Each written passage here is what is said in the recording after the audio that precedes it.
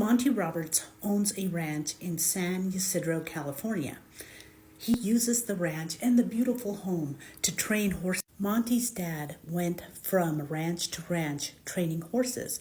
So his childhood was kind of interrupted. He never went to one school at the same time because his dad would move on from this ranch to that ranch to train different horses. Monty's been known to let his friends use his ranch to help at-risk youth in need. Because of his dad's job and moving around a lot, his senior year, Monty was asked to write a paper on what he wanted to do for the rest of his life. And so he wrote a 7-page paper.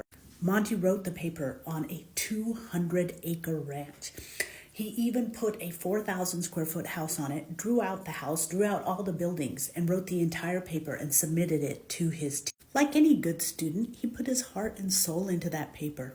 And 2 days later, it was turned back with a big red F. And the teacher said, "Come see me after class."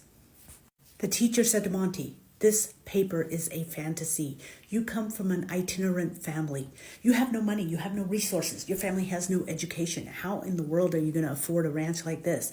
I wasn't looking for a fantasy paper. I wanted something in reality. And there is no way that someone like you can make a horse ranch on 200 acres. Monty tossed and turned all night. The teacher wanted him to rewrite the paper and make it practical and realistic. What was he going to do? This was his dream.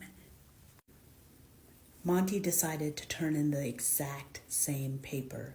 So the following morning, he wrote on the paper, "You keep your F and I'll keep my dream." The funny thing is that several years later, the same teacher brought 30 kids to Monty's ranch to experience the swimming and the horse riding.